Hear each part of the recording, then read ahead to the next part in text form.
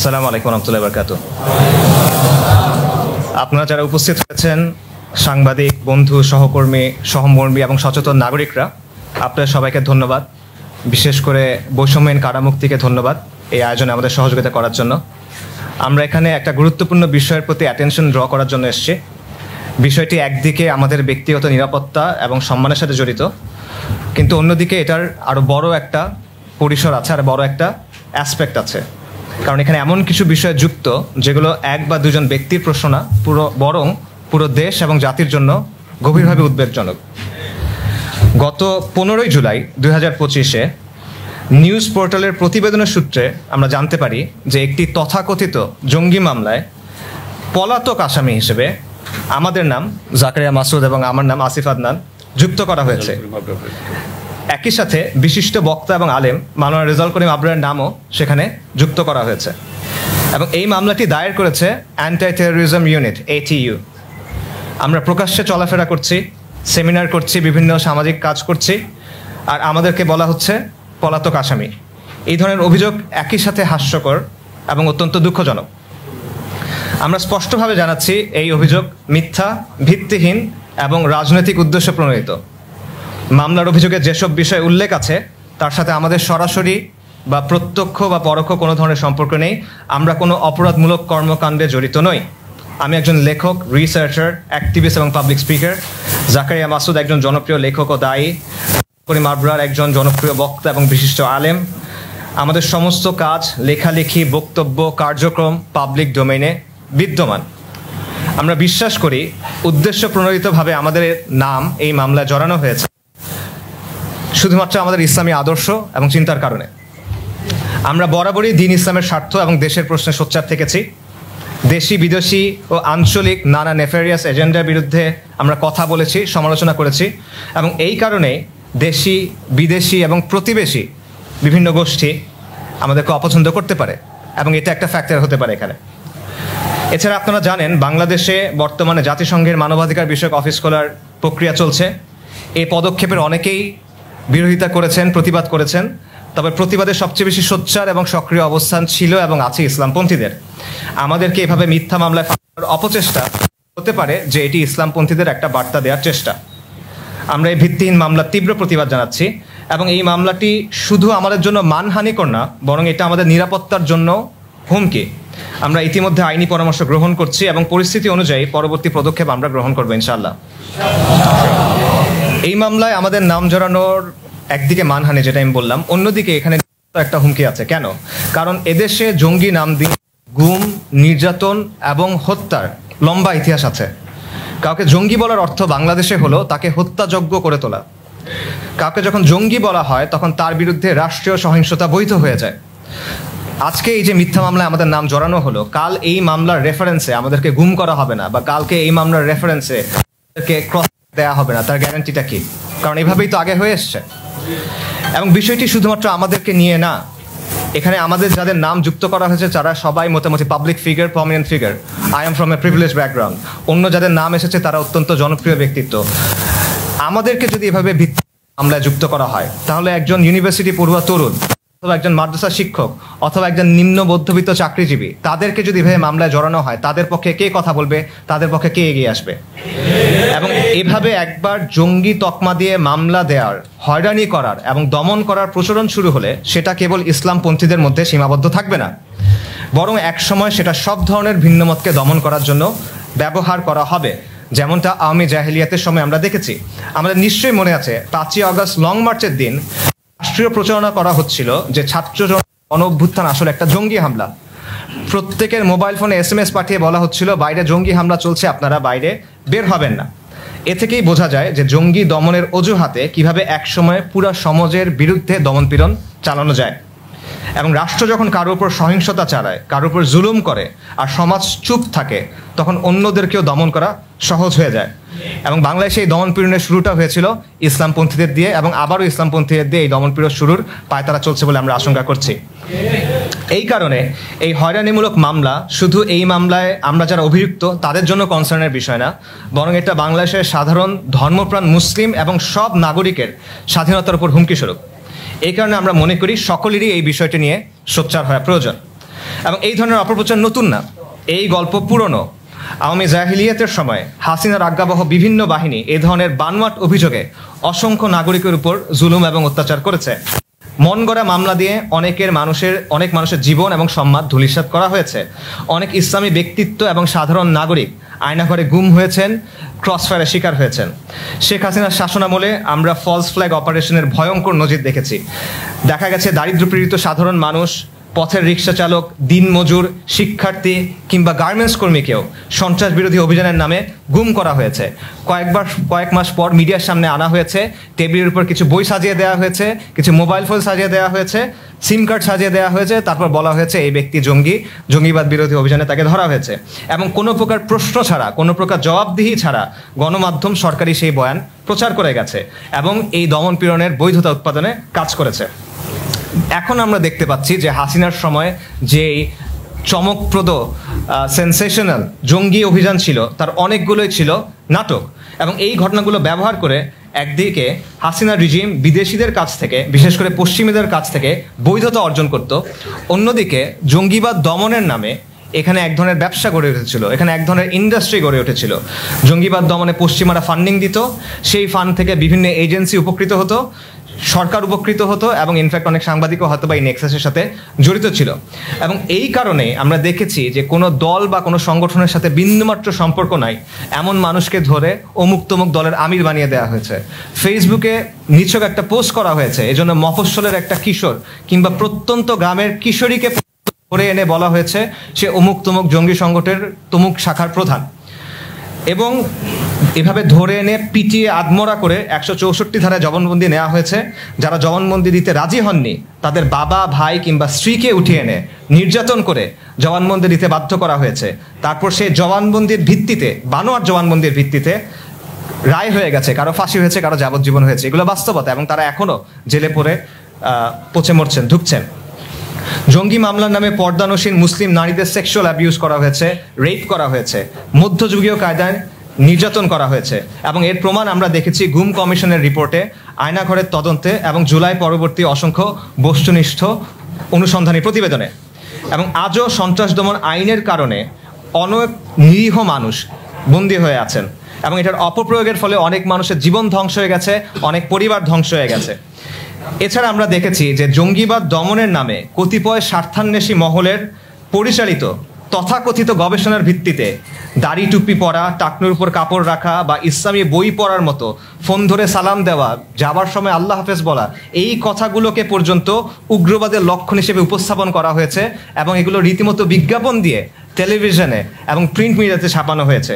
এবং এই সব কিছুর উদ্দেশ্য ছিল ইসলামী দাওয়াকে বন্ধ করা এবং জনপরিসরে ইসলামের যে প্রভাব সেটাকে সংকুচিত করা। আমার ব্যক্তিগত অভিজ্ঞতা বলি, আমি নিজে ব্যক্তিগতভাবে হাসিনা আমলের ভুক্তভোগী। কুখ্যাত র্যাব কর্মকর্তা আলেপুদ্দিন, যে ধর্ষণের অভিযোগে অভিযুক্ত, খুনের অভিযোগে অভিযুক্ত, সে একাধিক বানোয়াট মামলায় এভাবে আমার নাম যুক্ত করেছিল এবং যেভাবে এখানে বানোয়াটভাবে পলাতক আসামি বলা হচ্ছিল, ঠিক একইভাবে পলাতক আসামি হিসেবে অসংখ্য মামলায় সে আমার নাম দিয়ে রেখেছিল। মোদি বিরোধী আন্দোলনের সময় লেখালেখির কারণে আমার বাসায় প্রশাসনের লোক এসেছিল, আমার বাসায় ফোন এসেছিল, এরকম অসংখ্যবার হয়েছে। এবং 24শে জানুয়ারিতেও বাংলাদেশে যে ট্রান্সজেন্ডার আইন বাস্তবায়নের পায়তারা চলছিল, এর বিরুদ্ধে লেখালেখি করার জন্য আমার বক্তব্যকে নাকচ করার চেষ্টা করা হয়েছে জঙ্গি বলে। এবং এই সবই হয়েছে এই জঙ্গিবাদের জুজুর ভয় দেখিয়ে। দুঃখজনকভাবে গণ অভ্যুত্থানের মাধ্যমে আওয়ামী লীগকে হটাবার পর জনগণ যে সরকারকে ক্ষমতায় বসালো, তারা একই চিত্রনাট্য অনুসরণ করে জঙ্গি নাটক করা শুরু করেছে। যেহেতু এই ন্যারেটিভ ব্যবহার করে ইতিপূর্বে অবর্ণনীয় অত্যাচার ও মানবাধিকার লঙ্ঘন হয়েছে, তাই এই ধরনের মামলায় অত্যন্ত সচেতনতা এবং সংবেদনশীলতা জরুরি। এই ধরনের যে কোনো তদন্ত ও মামলায় আমরা প্রতিটি অভিযুক্তের জন্য ন্যায় বিচার, সদাচরণ এবং মানবাধিকার সমুন্নত রাখার আহ্বান জানাই এবং গণমাধ্যমকে জনগণের প্রতিনিধি হিসেবে দায়িত্বশীল সাংবাদিকতার আহ্বান জানাই। মিথ্যা এবং হয়রানিমূলক রাজনৈতিক মামলা কলোনিয়াল আমলের ঐতিহ্য। আজকের এই পোস্ট কলোনিয়াল রাষ্ট্রগুলো ইংরেজের এই ট্র্যাডিশন খুব ভক্তি ভরে অনুসরণ করে যাচ্ছে। এই জন্য আমরা দেখি যে অনেক রাজনৈতিক দলের শীর্ষ নেতার বিরুদ্ধে ময়লার ট্রাকে আগুন দেওয়ার মতো অনেক মামলা আছে। এগুলো নিয়ে হাসাহাসি করা যায়, কিন্তু জঙ্গি মামলা কিংবা সন্ত্রাস বিরোধী আইনের মামলার ক্ষেত্রে ব্যাপারটা সেরকম না। কারণ জঙ্গিবাদের অভিযোগ গুরুতর অভিযোগ, সন্ত্রাস বিরোধী আইনের মামলা গুরুতর মামলা। এই বাংলাদেশে এই অভিযোগ আর এই মামলাগুলোর কারণে অনেক নিরপরাধ মানুষকে বন্দিত্ব, নির্যাতন এবং হত্যার শিকার হতে হয়েছে। এবং এই প্রক্রিয়ার সবচেয়ে মারাত্মক দিক হলো এখানে যে অভিযুক্ত তার নিজেকে নিরাপরাধ প্রমাণ করার কোনো সুযোগ নাই। সাধারণত কোনো ব্যক্তির বিরুদ্ধে অভিযোগ উঠলে সেটি প্রমাণিত না হওয়া পর্যন্ত সে নির্দোষ হিসেবে গণ্য হয়, প্রিজাম্পশন অফ ইনোসেন্স। এটা যে কোনো সভ্য আইনি ব্যবস্থার একটা মূল ভিত্তি। কিন্তু ইসলাম প্রিয় নাগরিকদের ক্ষেত্রে ব্যাপারটা উল্টো, গিলটি আনটিল প্রুভেন ইনোসেন্ট। মন চাইলো মামলায় নাম জড়ায় দিবেন, এখন যার নাম জড়ানো হয়েছে তার দায়িত্ব হলো নিজেকে নির্দোষ প্রমাণ করা। সম্পূর্ণ উল্টো। যখন কোনো মুসলিমকে জঙ্গি বা উগ্রবাদী হিসেবে অভিযুক্ত করা হয় তখন তাকে আগে থেকেই দোষী মনে করা হয়, কোনো প্রমাণের প্রয়োজন নেই, কোনো বিচারিক প্রক্রিয়ার দরকার নেই, অভিযোগই তার শাস্তির জন্য যথেষ্ট। এটাই বাংলাদেশের বাস্তবতা। এবং আমরা যা কিছু বললাম তার প্রায় সব কিছু আমরা এই মামলায় দেখছি। হাসিনার আমলের চিত্রনাট্যের পুনরাবৃত্তি দেখছি। আমরা সোশ্যাল মিডিয়া, সামাজিক গণমাধ্যমের সূত্রে দেখেছি এই মামলা যারা দায়ের করেছেন সেই ব্যক্তিদের ফোন করা হয়েছে এবং এই মামলার ব্যাপারে যখন জিজ্ঞেস করা হয়েছে তখন তারা বলছেন সরকারের চাপ আছে। সোশ্যাল মিডিয়া সূত্রে আমরা দেখেছি যে কেউ কেউ এইচইউ হেডকোয়ার্টারে গিয়েছেন এবং সেখান থেকে বলা হচ্ছে তাদের আনঅফিসিয়ালি, অনানুষ্ঠানিকভাবে জানানো হয়েছে যে অভিযুক্ত যারা তাদের মোবাইলে নাকি আমাদের ছবি পাওয়া গেছে, যেটা কোনো পাবলিক সেমিনারে নাকি তারা আমাদের সাথে ছবি তুলেছেন। আমরা অসংখ্য পাবলিক সেমিনার করি যেখানে শত শত কিংবা হাজার মানুষ আছেন এবং তারা অনেক সময় ছবি আমাদের সাথে তোলেন। এই কারণে মামলায় আমাদের নাম দেয়া হচ্ছে। এটা হলো আনঅফিসিয়ালি বলা কথা। এটা কোন ধরনের যুক্তি? এটা কি মগের মূল্য কিনা? মিটফোর্ডে যে বর্বরচিত হত্যাকাণ্ড ঘটলো সেই ঘটনার সাথে যারা জড়িত তাদের সাথে তো অনেক রাজনৈতিক দলের নেতাদের ছবি আছে। আপনি কি ওই কারণে এখন ওই নেতাদের বিরুদ্ধে হত্যা মামলা দিবেন? আমরা নিউজ রিপোর্টে দেখেছি বিভিন্ন এলাকায় অনেকে লবিং করছে, সুপারিশ করছে, চাঁদাবাজি করছে। এরা অনেকে সমন্বয়ক পরিচয় ব্যবহার করছে বা সমন্বয়কদের সাথে ইভেন উপদেষ্টাদের সাথে তাদের ছবি আছে। এখন কি আপনি চাঁদাবাজির মামলায় উপদেষ্টা আর সমন্বয়কদের আসামি বানাবেন? বলা হচ্ছে সরকারের পক্ষ থেকে চাপ আছে। সরকারের কাজটা আসলে কি? গতকালের ঘটনা আপনারা সবাই দেখেছেন। ছাত্রলীগ একটা নিষিদ্ধ সংগঠন, আওয়ামী লীগের কার্যক্রম নিষিদ্ধ। তারা অস্ত্র নিয়ে আক্রমণ করেছে, পুলিশের গাড়ি পুড়িয়েছে, ইউএনের গাড়িতে হামলা করেছে, পেট্রোল বোমা মেরেছে, পুলিশ সদস্য পিটিয়েছে। সরকার তাদেরকে থামায় না। কিন্তু লেখক, ইসলামী লেখক আর বক্তাদের বিরুদ্ধে জঙ্গি মামলা দেয়া হয়। আওয়ামী লীগ কাল যা করলো তারপরও বাংলাদেশের তথাকথিত সুশীল সমাজ, বাংলাদেশের secular progressive cultural establishment Awami লীগকে কিন্তু মব বলে না, আওয়ামী লীগকে কিন্তু জঙ্গি বলা হয় না, বরং মিডিয়াতে বলা হয় গ্রামবাসী আক্রমণ করেছে, এলাকাবাসী আক্রমণ করেছে। বাংলাদেশের গ্রামবাসীরা কখন থেকে পিস্তল, কাটা রাইফেল, বন্দুক নিয়ে ঘোরাঘুরি করা শুরু করলো? বাংলাদেশের সেকুলার প্রগতিশীলরা আমরা এমনও দেখছি তারা কালকের পর বলছে যে কেউ যদি আওয়ামী লীগ সমর্থন করে শুধুমাত্র আওয়ামী লীগ সমর্থন করার জন্য তাকে দোষী বলা যাবে না। এটা হলো সেই আওয়ামী লীগ যারা গত জুলাই মাসে 2000-এর বেশি মানুষ হত্যা করেছে, যারা 1500 বেশি নাগরিককে গুম করেছে, তাদের মধ্যে 300 জনের বেশি নাগরিককে গুমের পর হত্যা করেছে। তারপরও আওয়ামী লীগ সমর্থন করার জন্য কিংবা কালকে যা হলো সেটাকে সমর্থন করার কারণে কাউকে জঙ্গি বলা যাবে না, কারো বিরুদ্ধে কিছু করা যাবে না, ঠিক আছে। কিন্তু ইসলামপন্থীদের বিরুদ্ধে বানোয়াট মামলা দেওয়া যাবে কারণ তারা ইসলামপন্থী। আপনি ইচ্ছা মতো আমাদের গুম এবং নির্যাতন করতে পারবেন, আমাদের মেরে ফেলতে পারবেন। কেউ পাবলিক লেকচারে আমাদের সাথে ছবি তুলেছে তাই আপনার সন্দেহবশত আপনি কেসে নাম দিয়ে দিতে পারবেন। এই হলো বাংলাদেশের অবস্থা। এটা বাংলাদেশের সমাজ এবং রাষ্ট্রের কাঠামোগত যে ইসলাম বিদ্বেষ সেটার বাস্তবতা।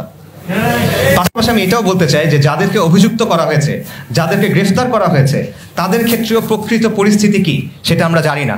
এখানে প্রপার ইনভেস্টিগেশন প্রয়োজন। আমরা সোশ্যাল মিডিয়াতে দেখেছি যে কেউ কেউ বলেছেন যে এখানে কেউ কেউ আছে যারা ইতিপূর্বে গুমের ভিকটিম ছিলেন, এখানে কেউ কেউ আছেন যারা নাকি ওই সময়টাতে জেলে ছিলেন। এই তথ্যগুলো আমাকে ভেরিফাই করা সম্ভব হয়নি, তবে এই তথ্যগুলো যাচাই করা উচিত।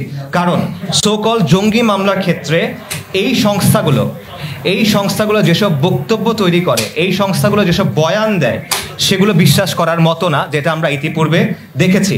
তো যেই অজুহাত আর মামলাকে ব্যবহার করে হাসিনা সরকার এত জুলুম করব, 1 বছরের মাথায় সেম বয়ান, সেম গল্প যখন সামনে আনা হচ্ছে, তখন সেটা যাচাই করা অত্যন্ত গুরুত্বপূর্ণ যে ব্যাপারটা আসলে কি হচ্ছে। তাদের পরিবারগুলোর সাথে কথা বলা হচ্ছে কিনা, তাদের সাইড অফ দ্য স্টোরি শোনা হচ্ছে কিনা, এবং এই কাজটা মিডিয়া করছে কিনা, মিডিয়া কি ওই ন্যারেটিভকে প্রশ্ন করছে কিনা, নাকি বাহিনীগুলো যা বলছে সেটাই তারা তোতা পাখির মতো আওড়ে যাচ্ছে, এই বিষয়গুলো প্রশ্ন করা দরকার। এবং আমরা মনে করি এই জঙ্গি নাটক মঞ্চানোর উদ্দেশ্য হলো দায়ী এবং আলেমদের নিরুৎসাহিত করা, জনপরিসরে ইসলামের অবস্থানকে সংকুচিত করা, বিদেশি শক্তিকে খুশি করা এবং সম্ভবত আইন শৃঙ্খলা বাহিনীর ভেতরে কৃত্রিম সাফল্যের গল্প তৈরি করে প্রমোশন নিশ্চিত করা। আমরা স্পষ্ট ভাষায় বলতে চাই, জঙ্গি নাটক মঞ্চায়নের এই প্রবণতা বন্ধ করতে হবে। দেশে যেন অতীতের ফ্যাসিস্ট জাহেলি নিপীড়নের পুনরাবৃত্তি না ঘটে, এজন্য সংশ্লিষ্ট সবাইকে সতর্ক থাকার এবং সোচ্চার থাকার আহ্বান জানাই। আমরা চাই না পুরনো জাহিলিয়াত ফিরে আসুক, এবং আমরা স্পষ্টভাবে বলতে চাই, ধর্মীয় পরিচিতির কারণে অপবাদ দেওয়া এবং তাদের জঙ্গি হিসেবে উপস্থাপন করা চরম অন্যায়, যা প্রতিহত করা আবশ্যক। ধর্মীয় বিশ্বাস এবং প্র্যাকটিসের কারণে এমন দমন পীড়ন কোনোভাবেই গ্রহণযোগ্য নয়।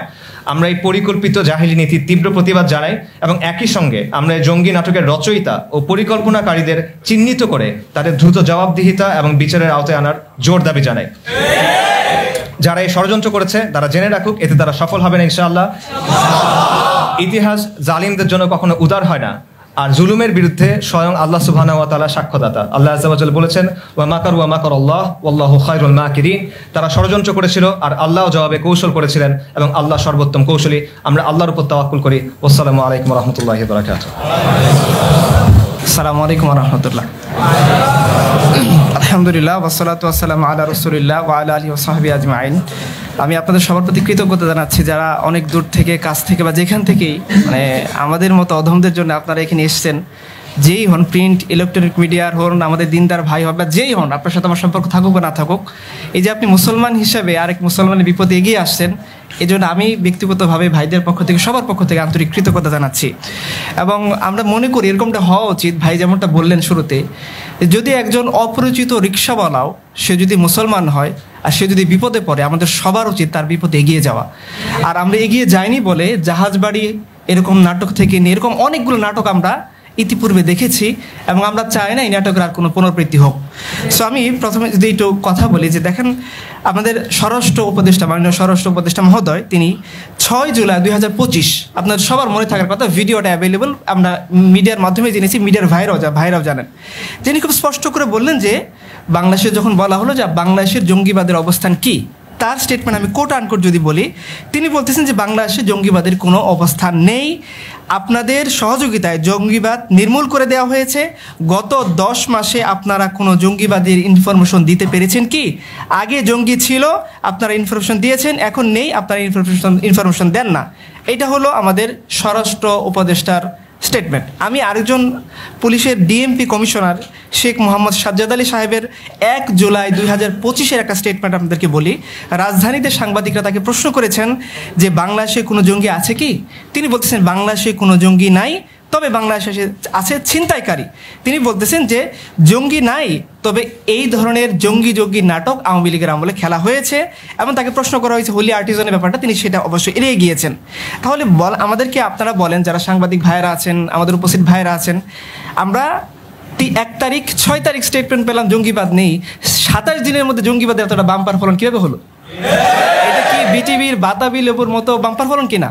এটা আমাদের স্পষ্ট করতে হবে। যেখানে স্বরাষ্ট্র উপদেষ্টা বলতেছেন নেই, পুলিশের মহাপরিদর্শক বলতেছেন নেই, সেখানে কোত্থেকে কে বেরিয়ে এসে জঙ্গিবাদের বাম্পার ফলন করে দিল, এবং কেন এই ফলনটা তারা ঘটে হলো? আমরা মনে করি প্রশাসনের এই বিষয়টা স্পষ্ট করা উচিত, কারণ এটা শুধুমাত্র আমাদের মান সম্মান যে হানি হয়েছে ব্যাপারটা এরকম না, এটা বাংলাদেশের ভাবমূর্তিও বিদেশের মধ্যে এটাকে ক্ষুণ্ণ করতেছে।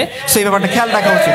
আচ্ছা, আমি এখন যদি বলি যে দেখেন, কালকে আপনারা মিডিয়াতে দেখেছেন সবাই যে পুলিশের গাড়ি পুড়িয়ে দেওয়া হয়েছে, আপনারা সবাই দেখেছেন, মিডিয়ার ভাইরা তো, আমরা মিডিয়ার ভাইদের মাধ্যমে জানতে পেরেছি আমরা বিষয়গুলো।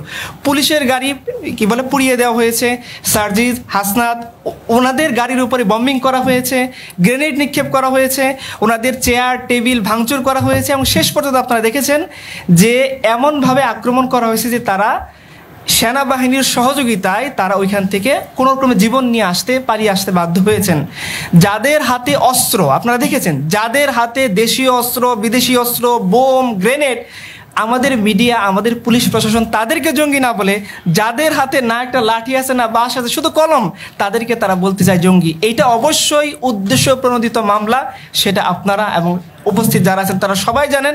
এবং এটার একমাত্র অপরাধ হচ্ছে প্রচলিত কাঠামোকে চ্যালেঞ্জ করে সেখানে শরিয়ার কথা বলা, এবং বিদেশি প্রভুদের চোখ রাঙানিকে বন্ধ করে এই দেশকে বিদেশি ভিনদেশি প্রভুদের হাত থেকে মুক্ত রেখে স্বাধীন বাংলাদেশের কল্পনা করা, আমরা মনে করি সেটাই আমাদের অপরাধ। আপনারা দেখেছেন যে মিডফোর্টে প্রকাশ্য দিবালোকে সে অপরাধী হোক আমাদের সেটা বিষয় না, সেটা অপরাধী সে কি না এটা আদালত বিবেচনা করবে। কিন্তু সে অপরাধী না অপরাধী এইটা বিবেচনা না করেই তাকে প্রকাশ্য দিবালোকে ইট দিয়ে মাথা থেতলে হত্যা করা হয়েছে, কিন্তু আমরা মিডিয়াতে দেখিনি এই নিকৃষ্ট কাজের জন্য তাকে জঙ্গিবাদী তকমা দেওয়া হয়েছে। আপনারা দেখেছেন যে ইয়ের আমলে এই আমাদের বর্তমান যে কেয়ারটেকার গভর্নমেন্ট বা ইন্টারিম গভর্নমেন্ট তারা আসার পরে জায়গায় জায়গায় হত্যাকাণ্ড করেছে। আপনারা দেখেছেন চাঁদা না দেওয়ার অপরাধে গৃহবধূকে ধর্ষণ করে সেই ভিডিও ছেড়ে দেওয়া হয়েছে। এই ধরনের মধ্যযুগীয় বর্বর কাজ করার পরেও তাদেরকে জঙ্গিবাদী তকমা দেওয়া হয়নি। আপনারা দেখেছেন গাড়ি থামিয়ে ছিনতাইয়ের নামে মানুষকে নিয়ে পিটিয়ে হাত পা গুড়িয়ে দেওয়া হচ্ছে, কিন্তু এই ধরনের সন্ত্রাসী কার্যক্রমের পরেও তাদেরকে জঙ্গিবাদের তকমা দেওয়া হচ্ছে না। সেইখানে আমরা যারা পাবলিক স্ফেয়ারে কাজ করি, ইসলামের কথা বলি, সোশ্যাল প্রবলেম নিয়ে কাজ করি, সামাজিক সমস্যা নিয়ে কাজ করি এবং দিনে দুপুরে যাতায়াত করি, তাদেরকে মামলার এজাহারের মধ্যে লেখা হচ্ছে আমরা নাকি পলাতক আসামি। আমি মনে করি এর চেয়ে বড় নাটক আর কিছুই হতে পারে না। আপনারা দেখেছেন যে আমাদের পুলিশের যিনি মামলা করেছেন আব্দুল মান্নান সাহেব, তার সবকিছু ডিটেলস ওই মামলার এজাহারের মধ্যে আসতে আপনারা দেখে নেবেন। তাকে যখন প্রশ্ন করা হলো, আমাদের ভাইয়েরা অনেকে প্রশ্ন করেছেন, গিয়েছেন সরাসরি ফোন কলে মুফতি শামসুজ্জোহা আশরাফি সাহেব এবং আর অনেকে কথা বলেছেন। তাকে জিজ্ঞাসা করা হয়েছে আপনি তাদেরকে চেনেন? বলে আমি চিনি না। এই জন্য আপনারা মামলার এজাহারটা আমাদের কাছে আছে, কেউ চাইলে নিতে পারবেন। পিতা অজ্ঞাত, সাং অজ্ঞাত, জেলা অজ্ঞাত, উপজেলা অজ্ঞাত। যে পুলিশ জানেই না এই আসামির পরিচয় কি, তাকে আবার আপনি পলাতক আসামি বানিয়ে জঙ্গি মামলায় কিভাবে ফাঁসাচ্ছেন? যে পুলিশ জানে না আসামির বাবার নাম কি, আসামি কোথায় থাকে, আসামি কি, বলা হচ্ছে তাকে ছবি পাওয়া গেছে। আমি যদি আজকে বলি যে আব্দুল মান্নান সাহেবের সাথে হাসিনার ছবি পাওয়া গেছে, তিনি ফ্যাসিবাদের দোষর, কথাটা কি ঠিক হবে? ছবি এখন এআই দিয়ে অহরহ বানানো যায়। ছবিটাকে আপনি পরীক্ষা করেন, যাচাই করেন, আর ছবি পাওয়ার কারণেই যদি কাউকে গ্রেপ্তার করতে হয়, তাহলে আমি বলবো আপনাদের শত শত পুলিশ অফিসারকে গ্রেপ্তার করতে হবে। এই কারণে, কারণ আপনাদের অনেকের সাথে স্বরাষ্ট্রমন্ত্রীর ছবি আছে যিনি পলাতক। এটা কোনো বিবেচ্য বিষয় নেই। সুস্থ আইন আদালতের ভাষা যদি আমরা ইসলামিক কথাটা অ্যাভয়েড করেও যাই, স্বাভাবিক যেটা আইনের ভাষা সেই ভাষাগুলো আমাদের ক্ষেত্রে প্রয়োগ করা হয়নি। আমি মনে করি একটাই অপরাধ, আমরা ইসলামের কথা বলি। আপনারা দেখেছেন রিসেন্ট জাতিসংঘ এমন শর্ত আরোপ করেছে, আপনারা দেখেছেন যে সমকামী পার্টনার নিয়ে সেই দেশে আসতে চায়। আপনারা দেখেছেন এবং পত্রিকায় এসেছে বাংলাদেশ কোনো প্রকার শর্ত আরোপ করতে পারবে না, এইভাবে তারা এই দেশে অফিস খুলবে। এই নিয়ে আমাদের মাননীয় উপদেষ্টা মহোদয়ের মধ্যে একটু দোনমনো চলতেছে। তার অনুমোদন দেওয়ার পরে সেই সমঝোতা চুক্তিতে সই করবেন কিনা এই নিয়ে তারাও দ্বিধাদ্বন্দ্বের মধ্যে আছে, যেখানে আমাদের স্বয়ং উপদেষ্টারা দ্বিধাদ্বন্দ্বের মধ্যে আছেন। এবং বাণিজ্য উপদেষ্টা বিষয়টা আপনারা দেখেছেন, তিনি বলতেছে যেমন চুক্তি হয়েছে আমাদের প্রকাশ করা যাবে না। সো আমি মনে করি সামগ্রিক বিষয় নিয়ে রাষ্ট্রীয় জুলুম বলেন, সামাজিক জুলুম বলেন, পারিবারিক জুলুম বলেন, সব ক্ষেত্রে ইসলামপন্থীরা সবার আগে থাকে। এই জন্য আমি মনে করি অপরাধীরা ইসলামপন্থীদেরকে গলার কাটা মনে করে এই জঙ্গি কার্ড দিয়ে তাদেরকে ভীত করে রাখতে চায়। ইনশাআল্লাহ আমরা জুলুমের বিরুদ্ধে কথা বলি, ইনসাফের পক্ষে কথা বলি। এই জঙ্গি জুজুর ভয় দেখে আমাদের কার্যক্রমকে স্তব্ধ করা যাবে না। ইনশাআল্লাহ আমরা ন্যায়ের কথা বলবো। যেভাবে আমরা জুলাই বিপ্লবে অংশ নিয়েছিলাম, এইভাবে আমরা অন্যায়ের বিরুদ্ধে প্রত্যেকটি জায়গায় আমরা সামনের সারিতে থাকবো ইনশাআল্লাহ। সেক্ষেত্রে আমরা দেখবো না আমাদেরকে কি ট্যাগ দেওয়া হয়েছে, কারণ সমাজের মানুষ জানে বন্যার্ত অবস্থায় ইসলামপন্থীরা আগে এগিয়ে যায়। কেউ ধর্ষিত হলে ইসলামপন্থীরা আগে এগিয়ে যায়, কেউ বিনা কারণে মামলাগ্রস্ত হলে ইসলামপন্থীরা আগে এগিয়ে যায়। এইভাবে ইসলামপন্থীরা নিজেদের জীবনের রিস্ক নিয়ে হলেও এই কওম, এই জমিন, এই দেশের সার্বভৌমত্বের জন্য তারা কাজ করে যাবে ইনশাআল্লাহ। শেষ করে দিচ্ছি আমি এটা যে আপনারা জানেন যে জঙ্গিবাদ যদি বিষয়টা এতটাই যেভাবে প্রচার করা হচ্ছে এরকম ছিল, 5ই আগস্টের পর থেকে দেশ সবচেয়ে বেশি নাজুক অবস্থার মধ্যে ছিল। দেশে আইন শৃঙ্খলা বাহিনী ছিল না, থানাগুলোর অবস্থা ভালো ছিল না, অস্ত্রগুলো লুট হয়ে গিয়েছিল। যদি সত্যিকার অর্থে জঙ্গি জুজু বলে কিছু থাকতো তাহলে ওই সময় তারা আক্রমণ করতো। সো তারা যেহেতু নাই, স্বরাষ্ট্র উপদেষ্টা বলেছেন, পুলিশের পরিদর্শক সাহেব বলেছেন, সো এই ধরনের নাটক আর পুনরাবৃত্তি না হোক। এই ধরনের নাটকের বলি হয়ে জাহাজবাড়ি হত্যাকাণ্ডের মাধ্যমে কিংবা আর কোনো হত্যাকাণ্ডের মাধ্যমে কেউ গুম না হোক, কারো ওয়াইফ রেপ না হোক, এবং কেউ অন্যায়ভাবে এইভাবে অজ্ঞাত মামলার চাক্ষুষ মানুষকে পলাতক আসামি বানিয়ে কারো মানহানি না করা হোক। আমরা এটা তীব্র দাবি জানাচ্ছি। যদি এইটা অবিলম্বে এইটার বিরুদ্ধে ভালো কোনো ধরনের অ্যাকশন আমাদের স্বরাষ্ট্র মন্ত্রণালয়, আমাদের পুলিশ প্রশাসন থেকে না নেওয়া হয়, তাহলে ইনশাআল্লাহ আমরা এই মানহানির বিরুদ্ধে আরো বড় ধরনের একটা পদক্ষেপ গ্রহণ করব। আগামীকাল জুমাবার বাইতুল মুকাররম থেকে জুমার নামাজের পরে এই জুলুম, গুম, মিথ্যা মামলা, জঙ্গি নাটক এগুলোর বিরুদ্ধে আমরা বিক্ষোভ কর্মসূচি ঘোষণা করছি ইনশাআল্লাহ। আপনাদের সকলের প্রতি আহ্বান, আপনারা নিজেরা আসবেন, আপনারা বন্ধু বান্ধব, আত্মীয় স্বজন, পাড়া প্রতিবেশী সকলকে জানাবেন যেন সকলে এই প্রোগ্রামে অংশগ্রহণ করে।